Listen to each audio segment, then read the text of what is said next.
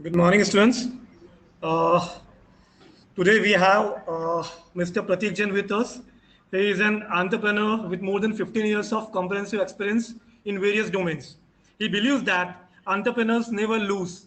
They either earn money or they earn knowledge. Currently, he is a director at Global Works, which is headquartered in the USA. GlobalWorks is an Oracle Gold partner and has presence in USA, India, as well as in UK. GlobalWorks is into technical consultation and software development services. Recently, they have also ventured into staff augmentation and managed IT services.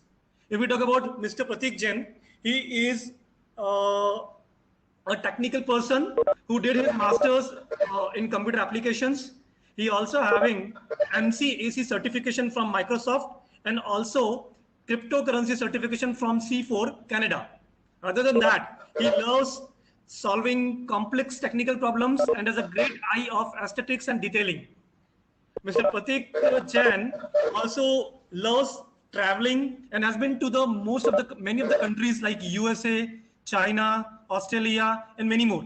He also loves mentoring and guiding the new generation.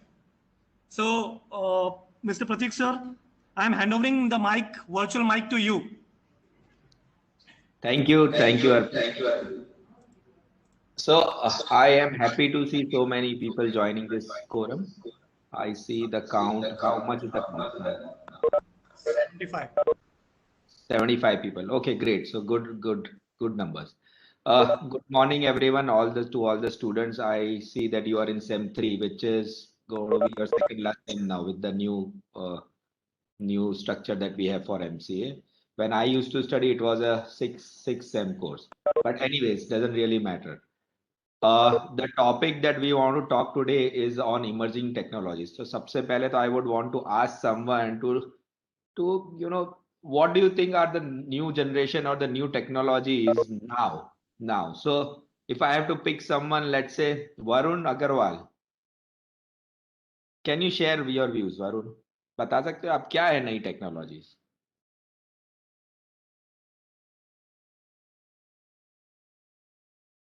Varun,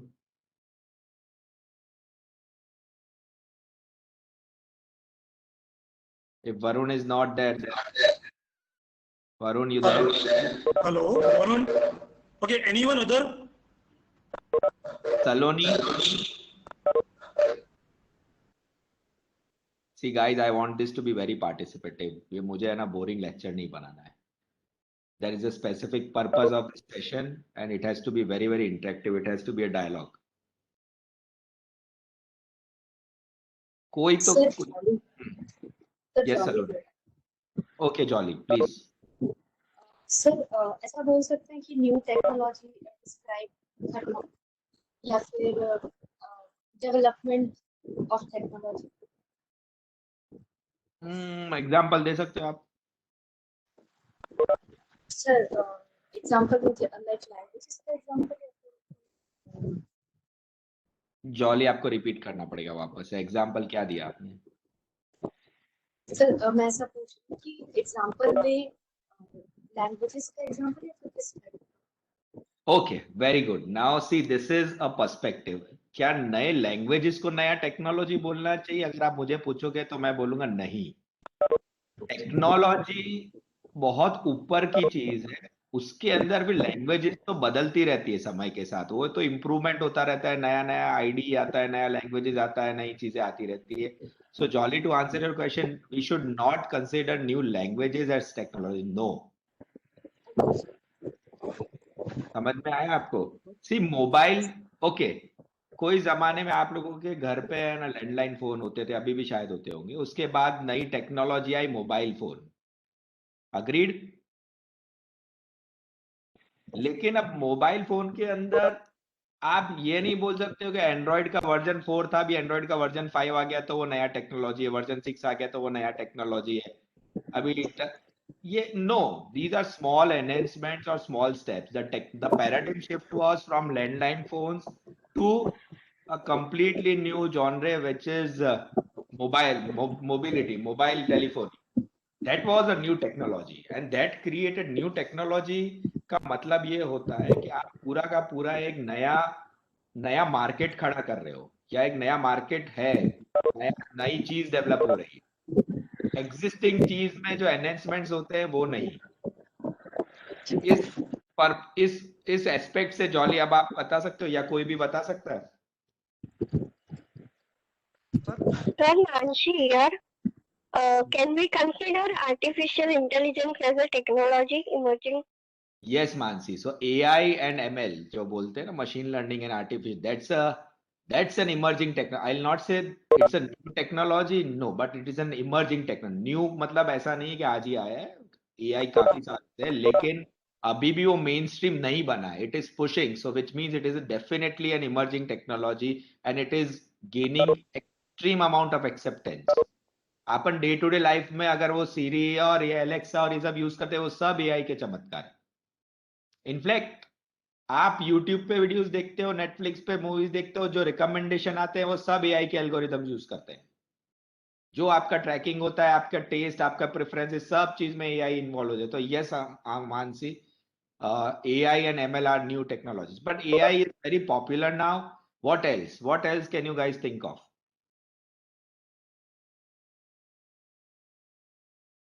Blockchain. Very nice. Who was that? Can you give me your name? Lalita. Yes sir. Lalita, right? हाँ.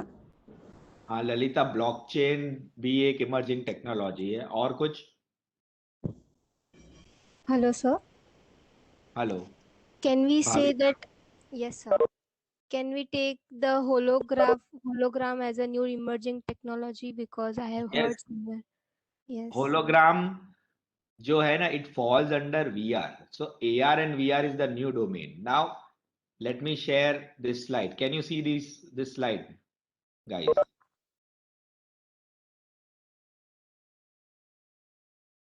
दिख रहा है सबको?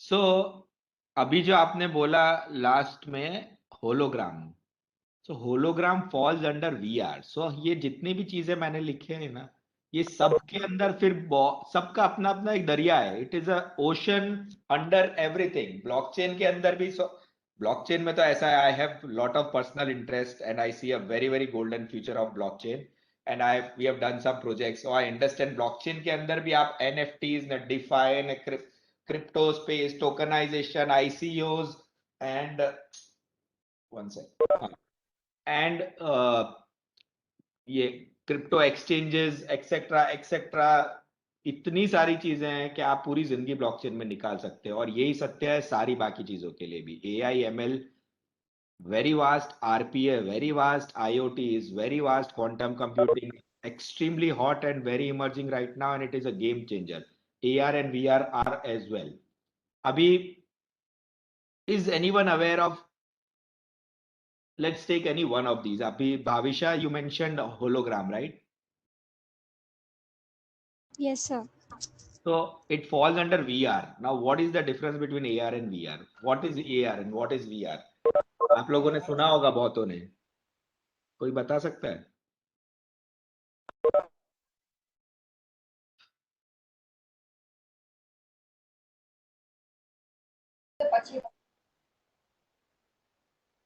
Virtual reality के अंदर sir, जैसे Microsoft lens है और माइक्रोसॉफ्ट मेश है, उसका एग्जांपल है सर.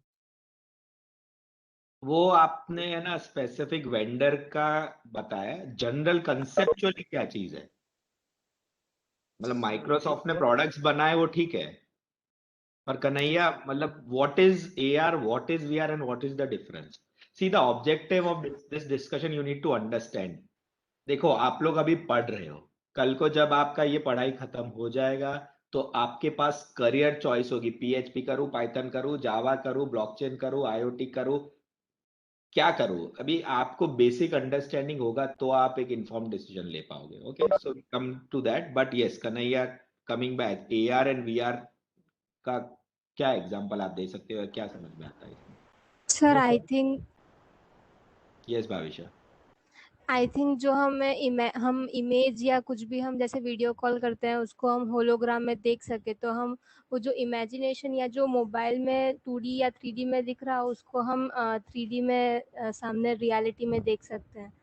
ऐसा जैसे अभी एक एडवर्टाइजमेंट भी था, एक कार में कोई 2 जन शॉपिंग के लिए या फिर रेस्टोरेंट बुकिंग के लिए भी जा रहे थे। ऐसा भी वो वर्चुअल रियलिटी को डिफाइन कर सकते हैं I think. Okay. Still, your example is correct, but I'm looking for someone who can explain the conceptual or the fundamentals of AR and the fundamentals of VR. एकदम plain देसी भाषा में AR क्या होता है, VR क्या होता है, फर्क क्या होता है? Sir, can I? Yes, please. Krina, Sir, yes. Virtual reality मतलब वो सिस्टम के बेस्ड हो सर, और ये AR जो रियल वर्ल्ड हो, मतलब जो यूजर अपने पास मतलब यूज कर सके, उसका प्रेजेंस हो कोई, और VR Je- मतलब कोई सिस्टम बेस्ड हो sir. Okay, for example.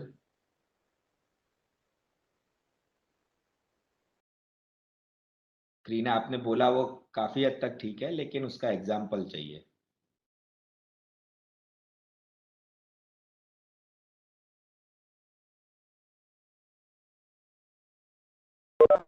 O Kreena,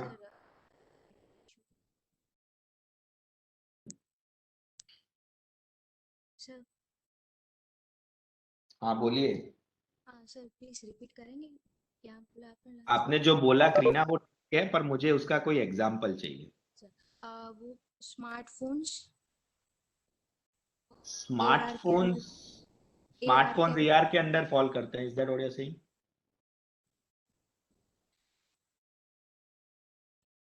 smartphones में क्या? सर एक गेम आया था पोकेमोन गो करके, वो हाँ हाँ रोहित, दीप या रोहित जो भी बोल रहे Like हैं। Snapchat filter. Filters, did you से filters? Yes, sir. Like dog filters, makeup filters. तो वो क्या है, वो AR है, वो VR है? AR. Okay, now you are right. See, try to understand. Augmented का मतलब है उसको चेंज करना या उसको बढ़ाना। ऑगमेंट का एक्चुअली मतलब होता है किसी भी चीज पे कुछ आप ऊपर और लगा दो, augment. You increase, you change, you modify, पर उसके लिए पहले कोई चीज चाहिए, उसको चेंज कर रहे हो। सो आपने जो फिल्टर का एग्जांपल दिया ना, अगर आप फेस के फिल्टर, एज के फिल्टर, स्किन कलर के फिल्टर, बालों के फिल्टर, दाढ़ी के फिल्टर, बहुत सारे एप्स आते हैं, ये सब AR के अंडर फॉल करते हैं। इसके बहुत सारे बिजनेस केसेस है, जिसका एक केस पे हमने कुछ सालों पहले एक कस्टमर के लिए काम किया था, बहुत ही बढ़िया बिजनेस केस था। वो बिजनेस केस कैसा था? मोबाइल ऐप से मैं किसी भी होटल के बाहर खड़ा हूं और उस होटल की बिल्डिंग पे मैं मेरा कैमरा डालूंगा और उस AR एप्लीकेशन को लॉन्च करूंगा, तो मुझे वो उस होटल के अंदर कितने रूम है, कितने रूम अवेलेबल है, उनकी एवरेज पर नाइट की प्राइस क्या है, ब्रेकफास्ट का प्राइस क्या है, जितनी इंफॉर्मेशन पॉसिबल हो सारी इंफॉर्मेशन निकाल के बता देता।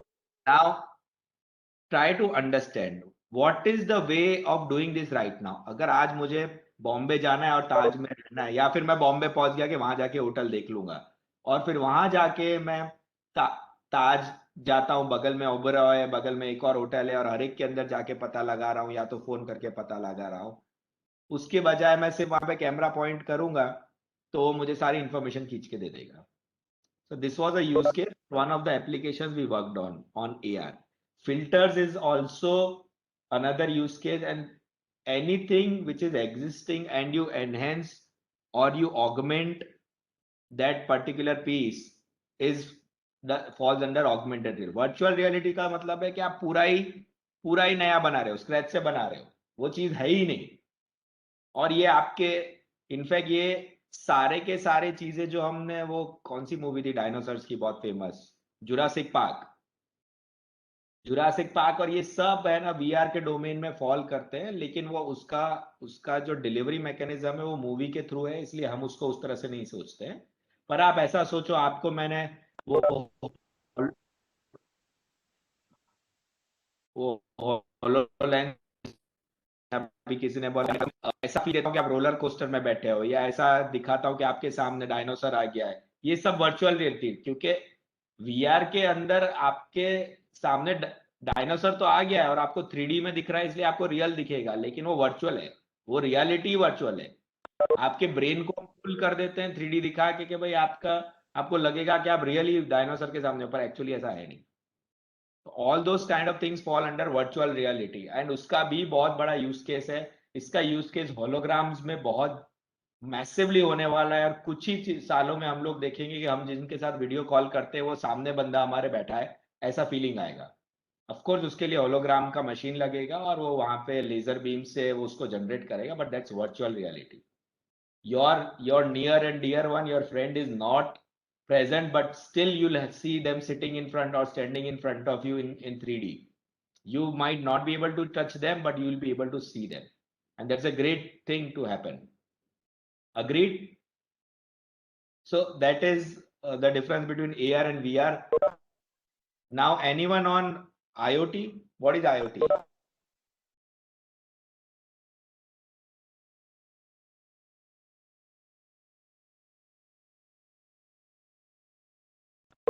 चलो I'll pick निखिल तेवानी। सुना है निखिल आपने IoT?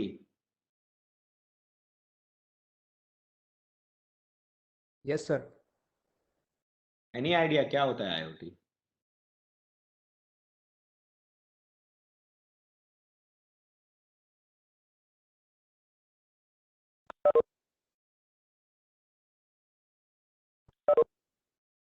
Nikhil, any idea what is IoT? Okay, Khushi Shah, B48. Khushi? Hello. Hi. Hello. Hello, sir. Yes, Am I Khushi. audible? Clearly, loud and clear. Okay. Sir, IoT का example दूं ना, तो smart dishwasher होते हैं ना, दे falls under IoT.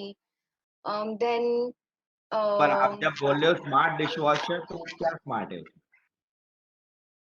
Sir वो उसमें क्या होता है कि लाइक जो पहले से उसके अंदर सेट किया होता है कि जो डिश वॉश जो होता है वो कैसे होता है, मतलब लाइक ऑल।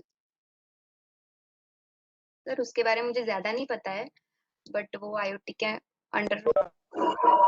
नो, ऐसा नहीं है खुशी। Okay, anyone else? मैं अभी बताऊंगा। Yes Ayush. Basically, IoT is all about an electronic device which is connected over network, and it uses some sensors. What I understand from IoT device. That is correct, Ayush. But what is the real world problem? So, see, anything we talk about is we need to understand and connect it to the real world need. वो electronic sensor है और वो network से connect हो जाता है, ये technical side of चीजें हुई। अरे लाइफ की क्या प्रॉब्लम सॉल्व होती है, या क्या लाइफ क्वालिटी में इंप्रूवमेंट टेक्नोलॉजी लाती है? सर वो instead of physically switch on या कुछ करना हो तो फिजिकली हमें वहाँ पे जाना सकते हैं। तो अगर हम IoT का यूज करें तो वो मतलब कोई एप्लीकेशन से हम उसको कर सकते हैं। Which is true up to a certain level. Yes. Okay. Let me give you some examples. Yes, yes, Isha, बोलिए. Can we say automation, sir? What? You give me an example. अगर हमको कोई लाइट ऑन और of करनी हो तो हमको उसमें अगर फॉर एग्जांपल स्ट्रीट लाइट है तो अगर डे अकॉर्डिंग और नाइट अकॉर्डिंग ऑटोमेटिकली वो ऑन और ऑफ हो जाएगी, तो ऑटोमेशन है ना, हमको फिजिकली ऑन और ऑफ नहीं करना पड़ेगा। नहीं ईशा, क्योंकि आप जो बोल रहे हो ना उसके लिए इलेक्ट्रॉनिक सेंसर्स आते हैं जो अंधेरे में चालू कर देते हैं और उजाले में बंद कर देते हैं। ऐसे ही बहुत सारे सेंसर्स आते हैं, मूवमेंट सेंसर्स भी आते हैं बहुत सारे वॉशरूम्स, पार्किंग, जहाँ पे अंधेरा होता है वहां पे कोई गाड़ी घुसेगी तो ऑटोमेटिकली लाइट चालू हो जाएगी, गाड़ी या कोई भी मूवमेंट नहीं होगा तो लाइट्स बंद हो जाएगी। इसमें कोई भी नेटवर्क में कनेक्टिविटी की जरूरत नहीं है अनलेस कोई स्पेसिफिक केस हो। I will give you some example. Sir हाँ बोलिए please. Sir Alexa. Alexa Alexa not really, well in certain aspects yes but not really. See Alexa human interaction, Alexa कैसे काम करता है, उसका सबसे बड़ा स्ट्रेंथ है स्पीच रिकॉग्निशन और बहुत ज्यादा इवॉल्व है और वो एआई एंड मशीन लर्निंग पे फॉल करता है। जो हम बोलते हैं वो कंटिन्यूसली सुनता रहता है, उसको एनालाइज करता है, उसको लगता है भाई मुझे बोल रहे हैं तो उसको डेटा को प्रोसेस करता है। ठीक है, सी okay, anything which is connected to the internet is not IoT. Because Alexa is connected to the internet, that doesn't mean it's an IoT device. An IoT device connecting to the internet is a necessity because it is Internet of Things. Internet हमें सबको समझ में आता है, things का मतलब होता है चीजें, चीजें मतलब ये डिवाइसेस जो हम यूज करते हैं। अभी मैं आपको 2-3 एग्जांपल्स देता हूँ। लास्ट टाइम जब मैं यूएस गया था तो मैं जिसके यहाँ ठहरा था उनके यहाँ एक वॉशिंग मशीन है। वो वॉशिंग मशीन क्या करती है, उसके अंदर है ना आपको आपका वॉशिंग पाउडर डाल देना पड़ता है पहले से, उसके पूरा 1 kg का उसका वो है बकेट, अंदर मशीन के अंदर ही चला जाता है। उसमें इस तरह के सेंसर्स लगे हुए हैं कि वो 1 kg का वॉशिंग पाउडर जब 150 ग्राम तक पहुंच जाता है यूज होके, अंदर का सेंसर एक्टिवेट हो जाता है, इंटरनेट से कनेक्टेड रहता है, अमेजोन पे जाके वो खुद को ऑर्डर प्लेस कर देता है और घर पे वॉशिंग पाउडर आ जाता है। Now it's a very smart and simple thing to do. इसका फायदा क्या है, जो घर का मालिक है या जिस वॉशिंग मशीन का मालिक है उसकी हेडेक खत्म, याद रखने का साला वॉशिंग मशीन पाउडर खत्म हो जाएगा, पाउडर लाना, ये कुछ मगजमारी नहीं। अब ये बहुत छोटा एग्जांपल है आईओटी का, लेकिन इसके एप्लीकेशंस इनफाइनाइट है। आप घर के अप्लायंसेस की बात करोगे तो वॉशिंग मशीन से लेके आपका फ्रिज के अंदर कितना सामान रखा हुआ है, कौन सा सामान, आप सारी चीजें उसमें ना सेट कर सकते हो और ऑटोमेटिकली वहां से ई कॉमर्स के ऑर्डर्स प्लेस हो सकते हैं। इसके अलावा there can be industrial side, there can be devices. Okay, हमने एक प्रोजेक्ट पे काम किया था जिसके अंदर बड़ी बड़ी फैक्ट्रीज के अंदर प्रॉब्लम क्या होता है पता है, just think of a factory जहां पे 50,000 लोग काम करते हैं और बड़ी बड़ी मशीन लगी हुई है और बहुत सारी मशीन लगी हुई है। वहां पे इलेक्ट्रिसिटी का बिल आता है मान लो महीने का 5 करोड़ रुपए। अब 5 करोड़ रुपए का बिल आता है, मशीन पुरानी होने लगती है, उनके पार्ट्स भी घिस जाते हैं या कुछ ना कुछ टेक्निकल प्रॉब्लम होता है और सडनली क्या होता है, जैसे जैसे पुराना होता जाता है वो 5 करोड़ का बिल बढ़ बढ़ के 5.5 करोड़, 6 करोड़, 6.5 करोड़, 7 करोड़ पे पहुंचने लगता है क्योंकि मशीन पुरानी हो गई है। अब प्रॉब्लम ये है कि हाउ डू यू आइडेंटिफाई कि किस मशीन में प्रॉब्लम है। सारी मशीन एक जैसी है और आपके पास 1000 ऐसी मशीन है, सारी चल रही है, लेकिन कुछ मशीन ऐसी है जिनकी एफिशिएंसी कम हो गई है, वो इलेक्ट्रिसिटी ज्यादा खा रही है। अपने एयर कंडीशनिंग में क्या होता है, एयर कंडीशनिंग में एसी पुराना हो जाता है, अगर आप प्रॉपर सर्विस और वो नहीं कराओगे ना तो उसका इलेक्ट्रिसिटी कंजम्पशन बढ़ जाता है। अब आपके यहाँ ऑफिस में 500 एसी लगे हैं, वीआरवी सेंट्रल एसी के सिस्टम, आपको पता ही नहीं चलेगा कि बॉस प्रॉब्लम क्या है। ये एक इंडस्ट्रियल प्रॉब्लम है। यहाँ की एक अहमदाबाद की कंपनी ने कैसा डिवाइस बनाया है, आईओटी डिवाइस, जिसका सॉफ्टवेयर इंटरफेस पे हमने काम किया था।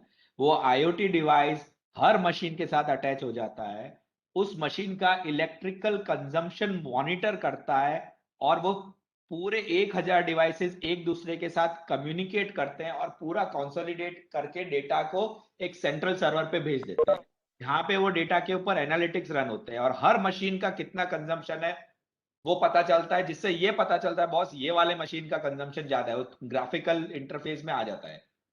समझ में आया? तो ये कब पॉसिबल हुआ, ये तभी पॉसिबल हुआ जब वो आईओटी डिवाइस हर मशीन के साथ कनेक्टेड है और वो इंटरनेट को यूज करके डेटा ट्रांसमिट कर देता है। दूसरा एक प्रोजेक्ट मैं आपको बताता हूँ, beautiful use case, Florida water systems. Florida के अंदर हम अभी एक प्रोजेक्ट के ऊपर काम कर रहे हैं जिसमें पूरे यूएस में पानी का मीटर लगे होते हैं, हर घर में पानी के कंजम्पशन के बिल आते हैं। इंडिया जैसा नहीं कितना भी पानी बहा दो, इनफैक्ट इंडिया में भी वाटर मीटर्स अब लगाने स्टार्ट हो गए। हर घर के आगे वाटर मीटर लगे होते हैं और वो वाटर मीटर है ना ज्यादातर जमीन के नीचे लगा दिए जाते हैं, जिसमें क्या है, हर महीने या 2 महीने में जो भी बंदा रीडिंग लेने आता है, एक छोटा सा ढक्कन होता है जमीन पे, वो ढक्कन को खोल के वो रीडिंग ले लेता है। अभी ये वाटर के कंजम्पशन का बिल जनरेट करने के लिए रीडिंग चाहिए, रीडिंग मेजर करने के लिए बंदा चाहिए, बंदा आता है, ढक्कन खोलता है, मीटर के ऊपर रीडिंग देख के और वो रीडिंग अपनी नोट कर लेता है। ये पूरे प्रोसेस को ऑटोमेट किया जा सकता है आईओटी को। वो IoT device, smart meter, smart water meter जो हम लोग प्रपोज कर रहे हैं, उसके अंदर कुछ नहीं करना है बंदे को, वो वाटर मीटर खुद ही ट्रांसमिट करेगा इंटरनेट से, राइट। हर आप प्रोग्राम कर सकते हो, हर महीने, हर दिन, हर मिनट, हर 3 महीने, हर 15 दिन, जब चाहिए वो वाटर मीटर की रीडिंग ट्रांसमिट करेगा, जो एक सेंट्रल डेटाबेस पे जाएगा और वहां से सारा डेटा एग्रीगेट हो जाएगा और रिपोर्ट जनरेट हो जाएगी और बिल भी जनरेट हो जाएगी। Are you guys, is it, are you following?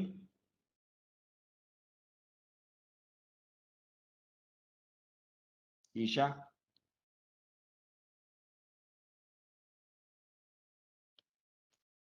Sir. So these are real life cases, use cases of IoT, and it has a very, very bright future.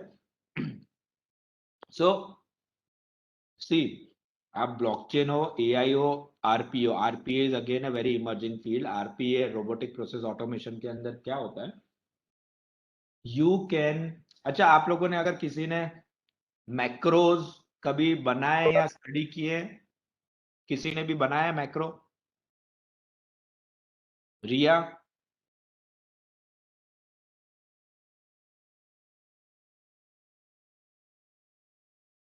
विश्वा Barot? Anyone? Guys macro पता है क्या होता है? Shubh, Urvashi, I see so many of you. Anyone, come on fast.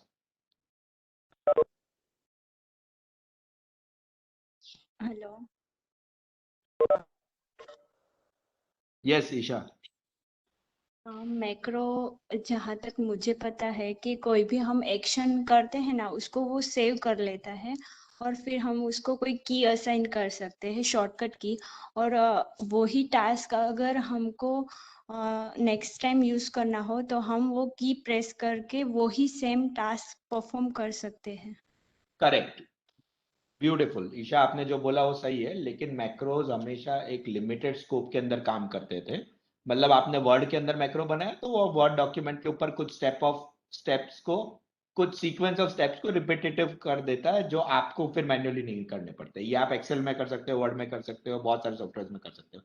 Now think of A system जहां पे मुझे ऐसा कुछ चाहिए कि भाई रोज मेरे पास जो ईमेल आते हैं उसमें है ना ये वाला सब्जेक्ट अगर हो तो उस ईमेल की एक्सेल होती है, उस एक्सेल को डाउनलोड करके और फिर उसके डेटा को मेरा ये वाला सॉफ्टवेयर है उसमें अपलोड कर देने की। दूसरा सॉफ्टवेयर है, ईमेल से मैंने एक्सेल डाउनलोड की, उसके बाद हमारा एक छोटा सा सॉफ्टवेयर है, उसके अंदर वो डेटा अपलोड कर देने का, और फिर इस पर्टिकुलर स्क्रीन पे जाके वहां पे ये रिपोर्ट जनरेट करके उस रिपोर्ट में एक ग्राफ आएगा, उस ग्राफ को मुझे पर्टिकुलर मेरे बॉसेस को ईमेल कर देना है। Now I do this every day manually. Email आते हैं मुझे, रोज 6 ईमेल आते हैं, 6 के 6 की मैं एक्सेल डाउनलोड करता हूं, मेरे सॉफ्टवेयर में अपलोड करता हूं, रिपोर्ट रन करता हूं, उसमें से ग्राफ का स्क्रीनशॉट लेता हूं, उसके बाद ईमेल कर देता हूं। RPA can take care of this across your system irrespective of what softwares do you use. So robotic process automation का ये एक बहुत मैंने रफ एग्जांपल दिया है। बेसिकली आप कोई भी सॉफ्टवेयर जो मल्टीपल सॉफ्टवेयर के बीच में सारा का सारा चीज का एक है ना स्टेप्स डिफाइन कर सकते हो और ऑटोमेटिकली वो एक रोबोट टाइप का प्रोग्रामिंग, इसके अलग प्रोग्रामिंग लैंग्वेजेस है, पर समझ लो कोई रोबोट आपने ले लिया जो ये सारा का सारा प्रोसेस एवरीडे आपके लिए ऑटोमेट कर देगा। The advantage, it saves lot of time, and in real business time is money. आप अगर किसी का टाइम बचा सकते हो तो बॉस आपके पास एक सॉलिड बिजनेस आइडिया है, फिर वो आप किसी भी फॉर्म में ले लो। तो that is where RPA falls. Blockchain का किसी को आइडिया है?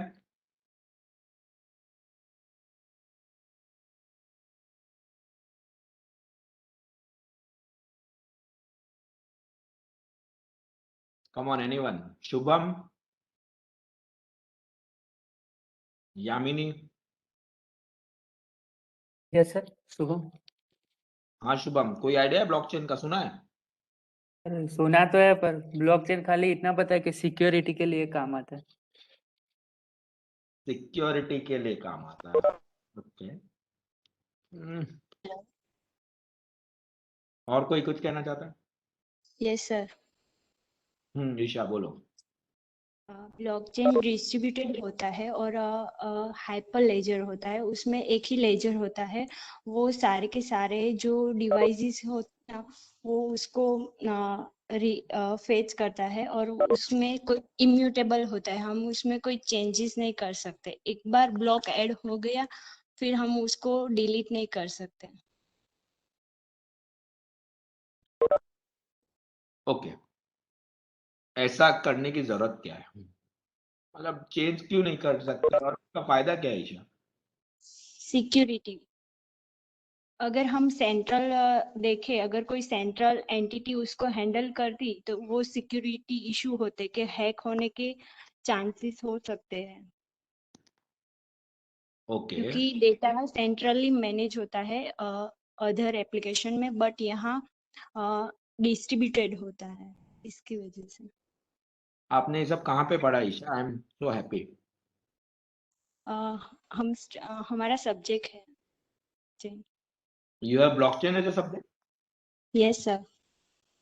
ओ रियली? अच्छा, तो बाकी तो कोई कुछ बोला नहीं, बाकी उन्होंने नहीं पढ़ा, ऑप्शन में छोड़ दिया? कंपलसरी सब्जेक्ट था सर। ओके, सो सी ब्लॉकचेन का it is an extremely hot and emerging space to get into right now. और ब्लॉकचेन के अंदर बहुत सारे कंसेप्ट्स हैं जिसके ऊपर काम किया जा सकता है। अभी ऐसा है कि अगर कोई ब्लॉकचेन डेवलपर हो ना तो वो इतनी ज्यादा डिमांड है कि आपके लिए हेलीकॉप्टर भी भेज देगा जो इसके पास प्रोजेक्ट है। ब्लॉकचेन डेवलपर्स की अवेलेबिलिटी बहुत कम है एंड डिमांड बहुत ज्यादा है। But you need to understand के उसके अंदर कौन सी प्रोग्रामिंग लैंग्वेजेस और क्या टेक्नोलॉजी स्टैक आपको स्टडी करना होगा फंडामेंटल्स बिल्ड करने के लिए, which is true for all these emerging technologies. Now the last thing is we need to touch upon is quantum computing. Quantum computing थोड़ा सा हार्डवेयर साइड जाता है, it's next high jump from the current chips that we use, the computing chips which are our Intel के जो processors आते हैं। I don't know आपको पता है कि नहीं, मूर्स लॉ एक था कि भाई, सॉरी मूर्स लॉ, के हर साल में कंप्यूटिंग पावर इतना बढ़ेगा माइक्रो प्रोसेसर्स का, और वो हमेशा से वो लॉ फॉलो हुआ है। लेकिन अब there is a limit to the power, to the speed of a microprocessor. I think 3 megahertz 4 megahertz के बीच में जो अपन पहुंच गए, उसके अब बियॉन्ड ग्रो करना इसको मुश्किल है। अब आपको पूरा पैराडिम शिफ्ट चाहिए, and that is where quantum computing comes. It is a very complex topic. I am not an expert on that, but I understand the power of it, in the sense that a quantum computer will be probably 50 to 100 times faster than our current computers. And that is why all the big companies, Google and Facebooks of the world are extremely bullish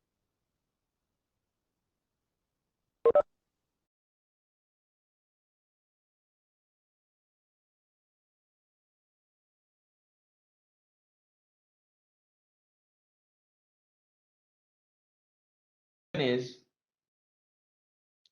you have to be very smart about certain things.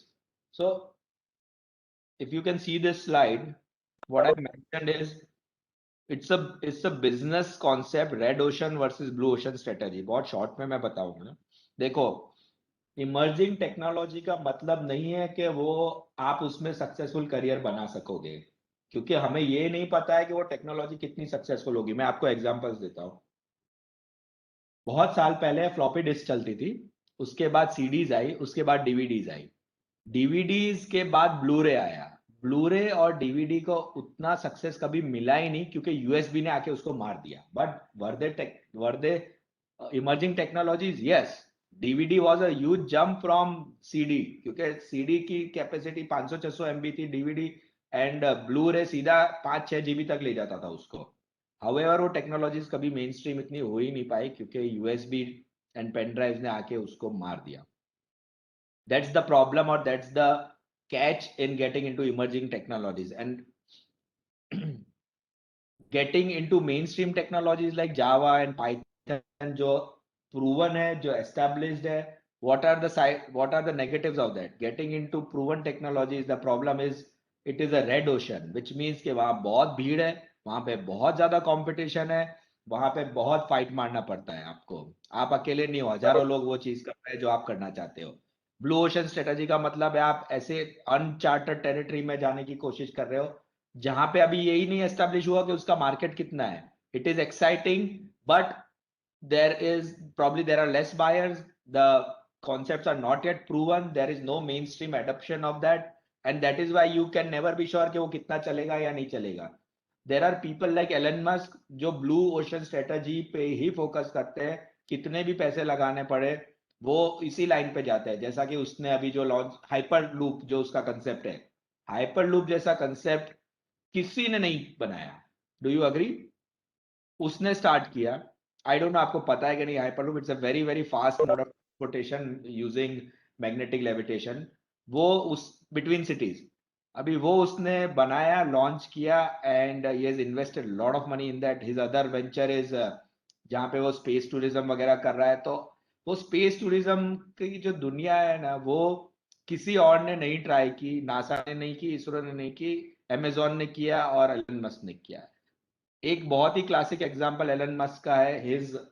His passion for working into blue ocean is Tesla. अभी देखो मजे की बात यह है कि Tesla is a automobile company, पर क्या एलन मस्क का बैकग्राउंड ऑटोमोबाइल्स का है? नहीं. ऑटोमोबाइल इंडस्ट्री में जायंट्स कौन है? पिछले 100-200 साल आप निकालोगे तो जनरल मोटर्स, फोर्ड, सुजुकी, टोयोटास, ये सारों ने रूल किया ये मार्केट. इन लोगों के पास दुनिया भर का पैसा था, दुनिया भर की R&D फैसिलिटी थी एंड एस्टेब्लिश्ड मार्केट था, डीलर नेटवर्क था, सब कुछ था.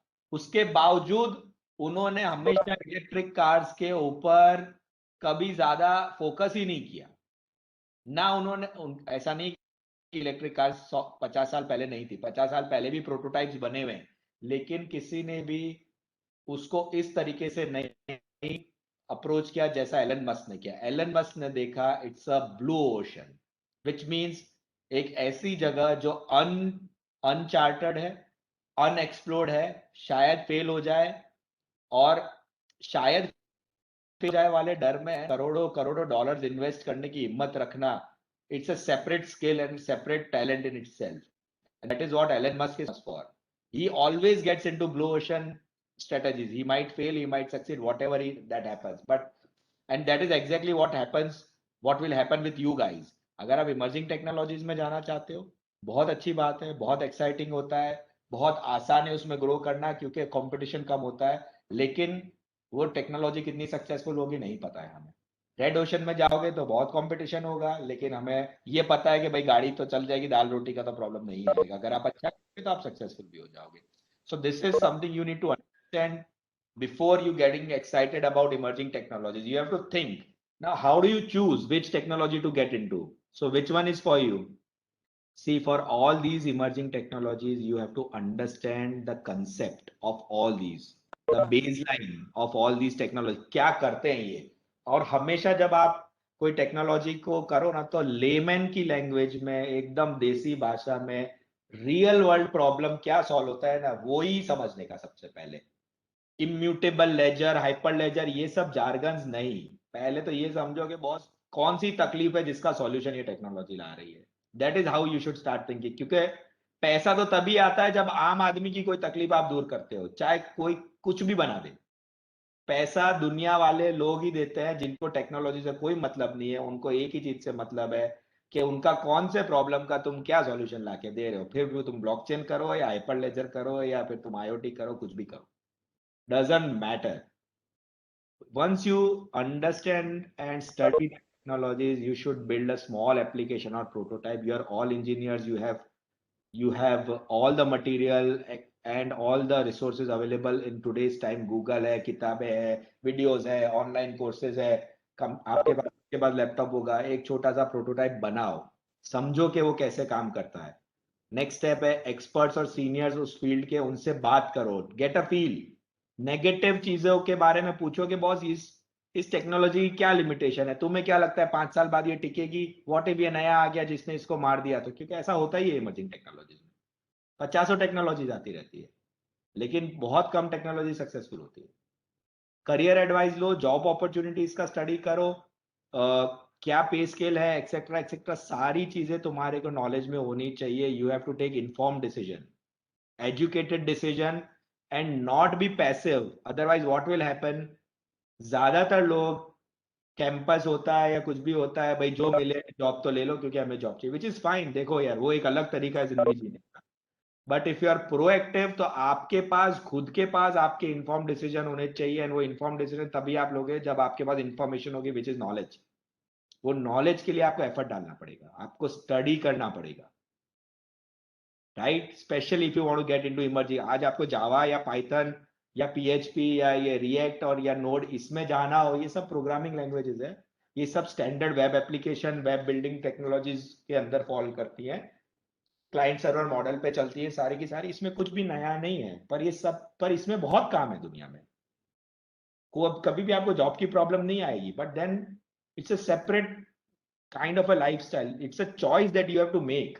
नहीं, मुझे इमर्जिंग में जाना है, अगर जाना है तो मुझे उसके बारे में कुछ चीजें पहले से पता लगानी चाहिए, राइट?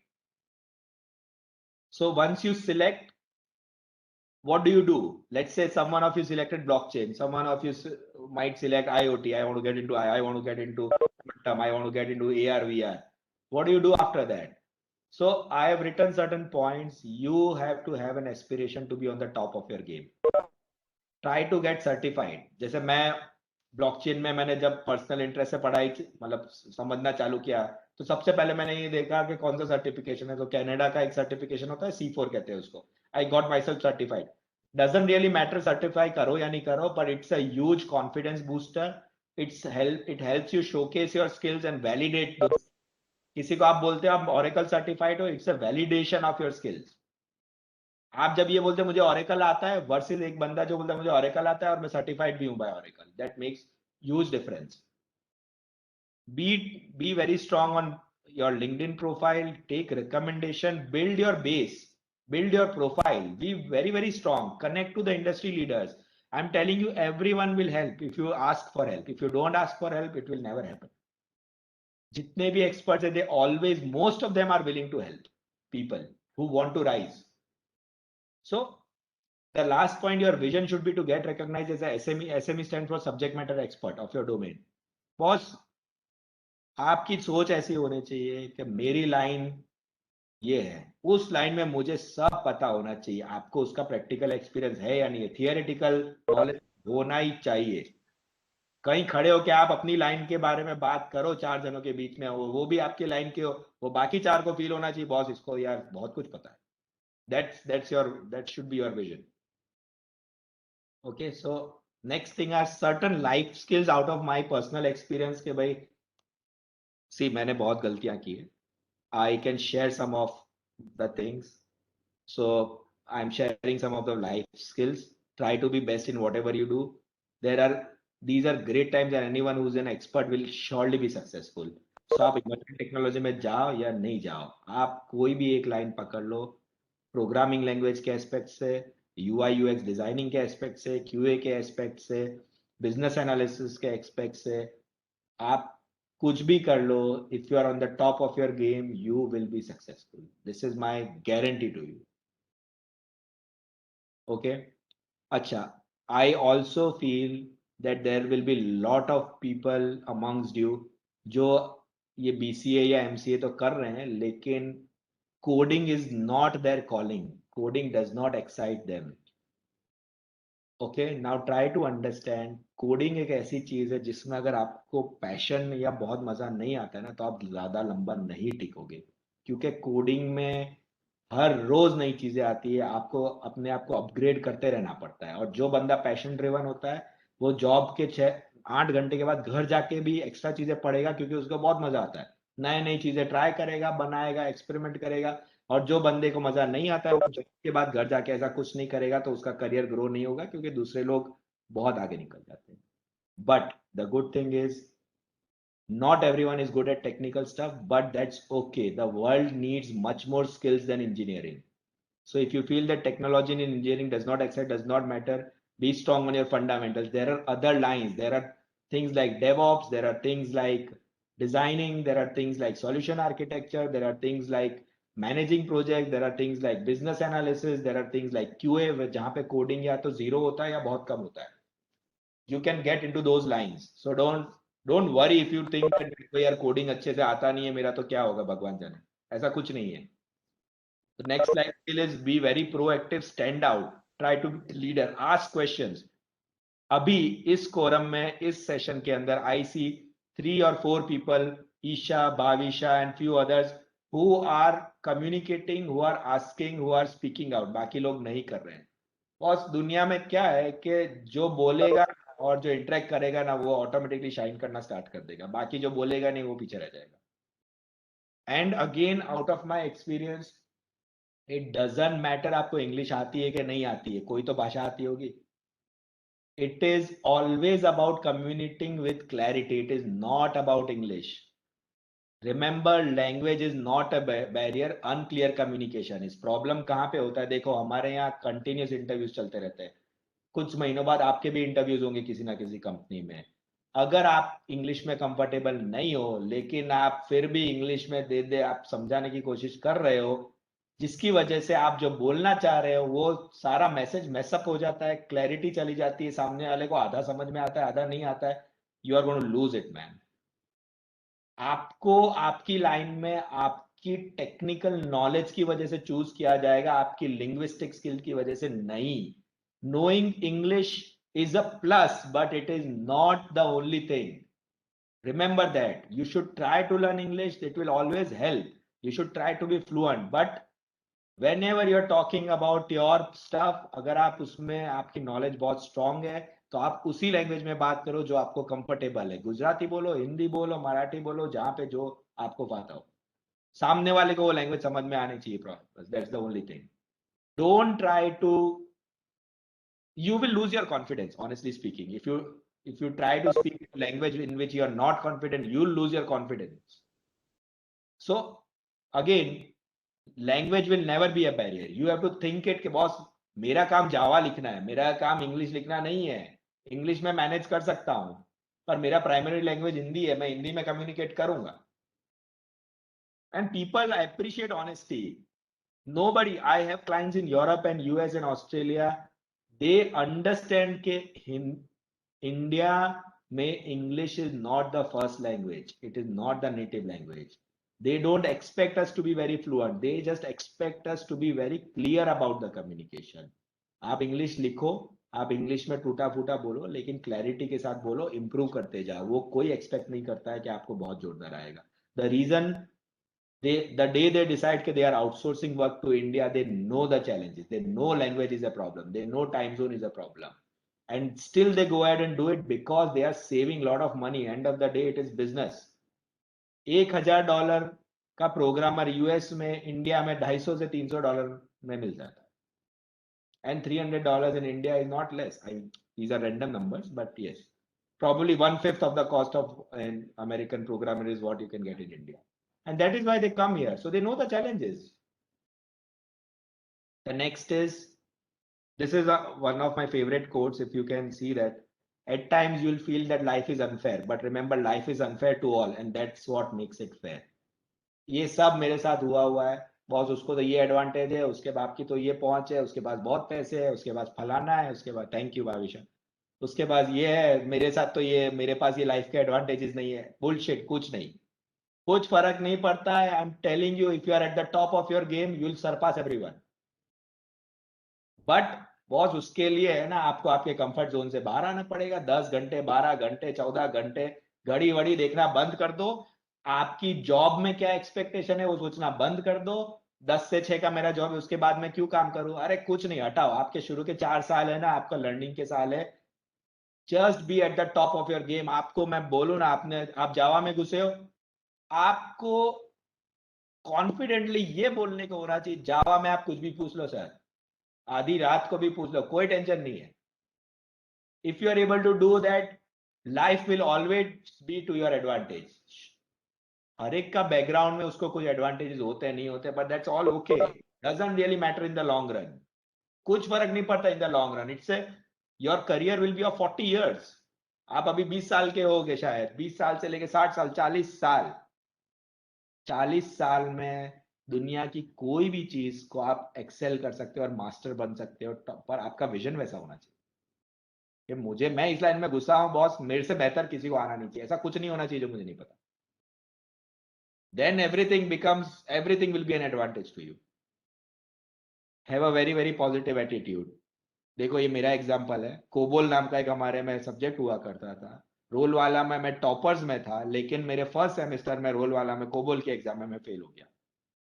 बस मैं फेल हो गया ना, मुझे कोई प्रॉब्लम नहीं हुआ एटीट्यूड में। मुझे पता था मैंने पढ़ाई नहीं की इसलिए मैं फेल हो गया। मुझे मेरी कैपेबिलिटीज पे कभी डाउट नहीं था कि मैं क्या कर सकता हूँ। मुझे हमेशा यही फील हुआ मैंने पढ़ा होता तो इसमें क्या बिग डील है, मैं पास हो जाता। साला मैं पढ़ा ही नहीं, आलसी था हो गया या कुछ भी हुआ, मैंने ध्यान नहीं दिया इसलिए मैं फेल हो गया। You have to believe in yourself. You should know, everyone knows, each one of you would know your strengths and your weaknesses, चाहे आप एक्नॉलेज करो या नहीं करो। और अगर नहीं हुआ है तो ग्रेजुअली कुछ सालों में आपको पता चलेगा आप किस किस चीज में अच्छे हो और कौन कौन सी वीकनेसेस है। एक ही सक्सेस मंत्र है दुनिया का, जो वीकनेसेस है उनको आप इंप्रूव करो और इनको रिड्यूस करो और स्ट्रेंथ्स के ऊपर बिल्ड करते जाओ, वीकनेसेस को भी कम करते जाओ। That's it, and have a very very positive attitude. Each one of you will succeed if you follow these basic life skills and basic life principles. It's not rocket science.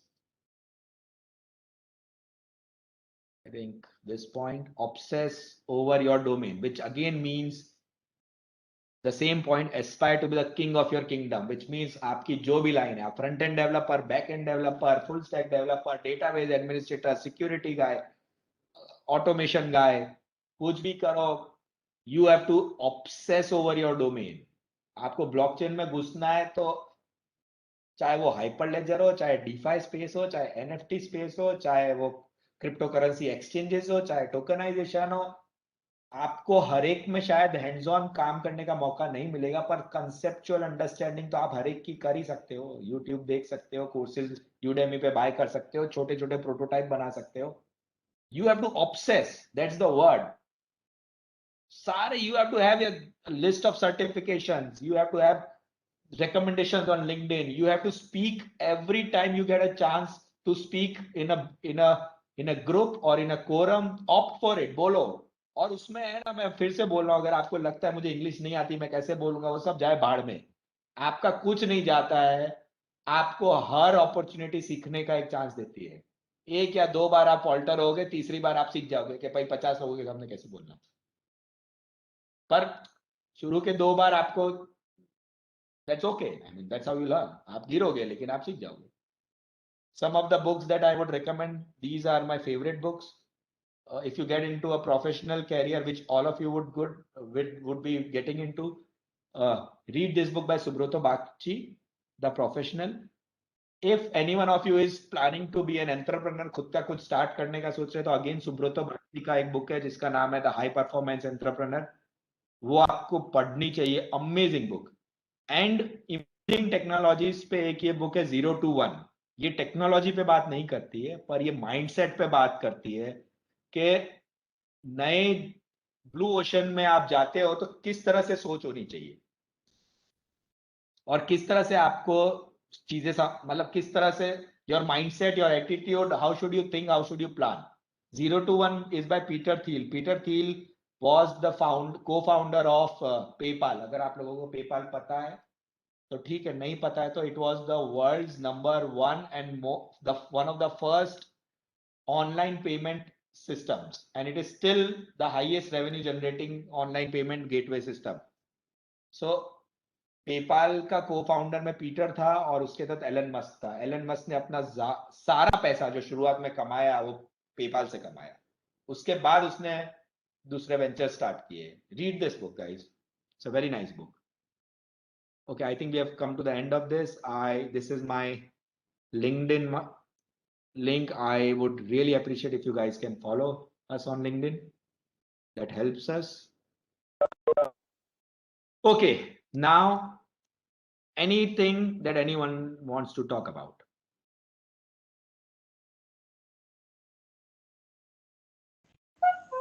Hello. Yes.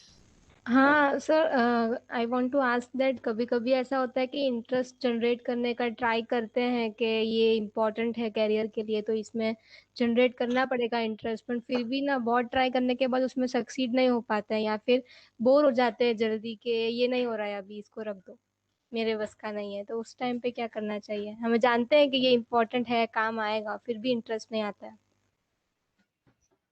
देखो यार, वो है ना, कोई भी नया चीज करने जाओगे ना शुरू में मुश्किल लगेगा।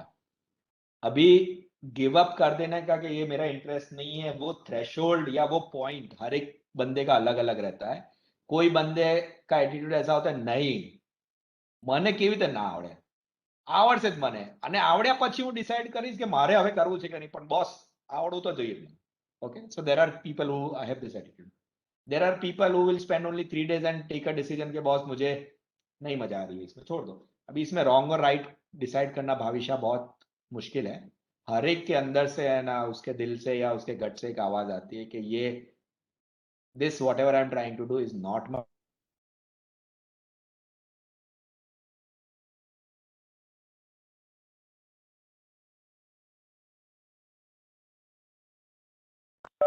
in real real effort towards mastering that whatever you're trying to do, उसके बाद 2 4 6 महीने के बाद आपको उस लेवल पे आप पहुंचोगे जहां आपको लग रहा है कि यार ठीक है, ये प्रॉब्ली ये चीज मेरे लिए नहीं बनी है।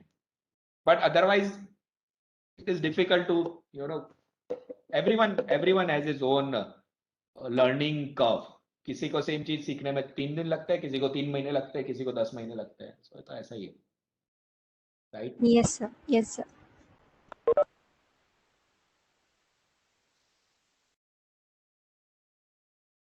Anyone else? Hello sir. Yes, please. बोलिए। बहुत अच्छे से आता है, लेकिन मेरा एप्टीट्यूड, क्वांटिटेटिव एप्टीट्यूड बहुत कमज़ोर है। तो जॉब लेने की प्रोसेस ही यही है कि एप्टीट्यूड आपका एक अच्छा होना चाहिए। तो मतलब वो अगर नहीं हो रहा तो क्या करूँ? देखो, आप है ना जिस लाइन में हो ना, प्रोग्रामिंग में अच्छा होने का मतलब है कि आपका logic is a very very important skill, और वो लॉजिक को मेजर करने का मैकेनिज्म जो है ना, एप्टीट्यूड टेस्ट है। अगर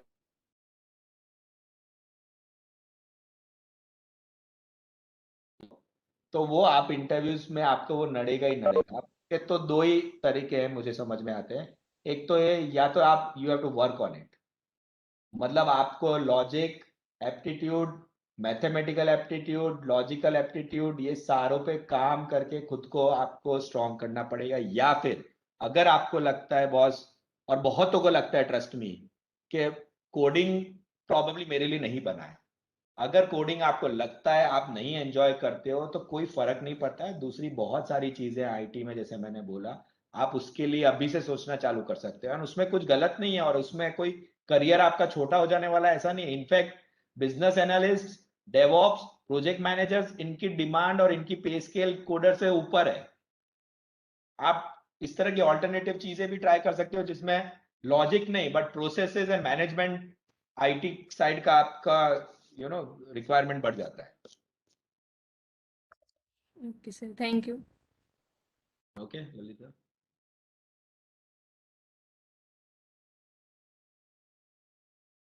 Anyone else?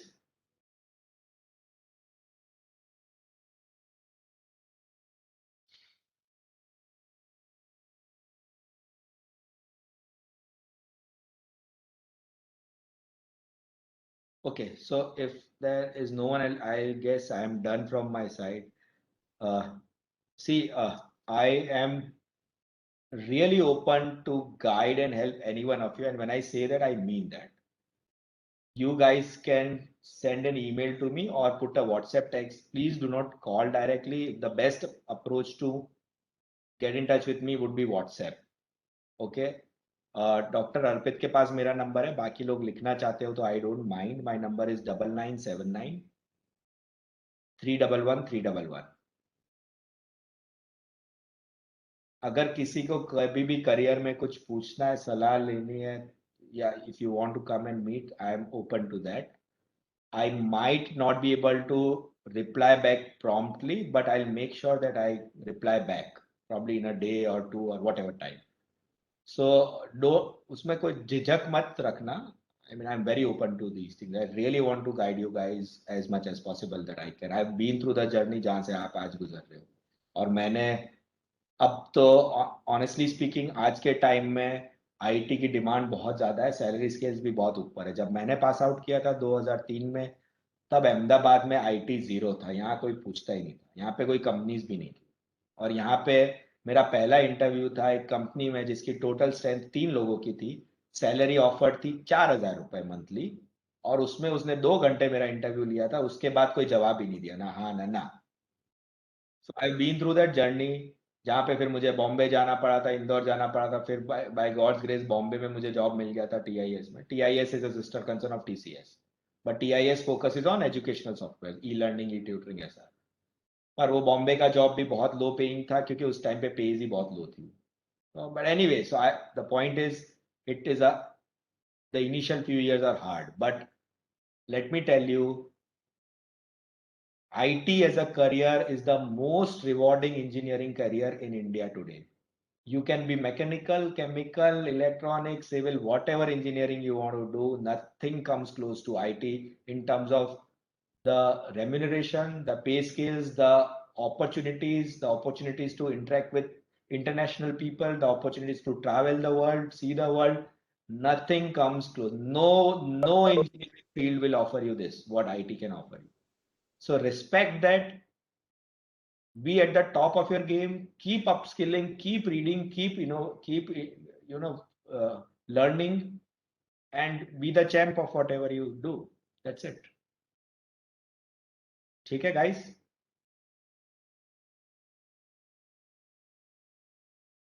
Okay, so Dr. Arpit, I think we are at a natural end of the. You're done, right? Students, do you have any other question? Any other query? Thank you, Parth. Thank you, Bhavisha. Rohit, Darshit, Shri Patel, thank you. Really, sir, it was a wonderful session. Because the students asked, I have seen the students never ask such kind of questions or like that many questions to faculty, like to the expert. They always are in a fear that how to speak, and बस वो चक्कर में वो लोग बोल ही नहीं पाते. So मुझे पता है ये आप क्योंकि मैंने ये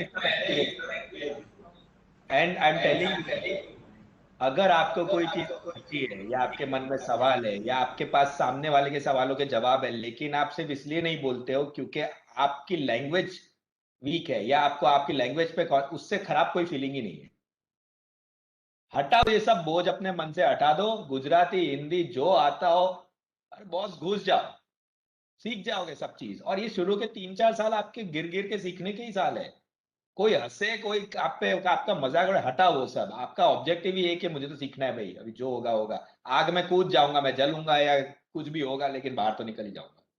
और कोई तरीका ही नहीं है. There is no other way. If you do not do this, you will not learn, you will not improve, you will not shine. आग में से गुजरोगे तो ही शाइन होगे. हार्डशिप से डरो. 10 घंटे 12 घंटे काम किया हुआ आप लोग भी करो, and it has its fruits. I am glad आप जो बोल रहे डॉक्टर अर्पित के लोगों ने, कुछ बच्चों ने इंटरेक्ट किया. That's a great thing. Yes, sir.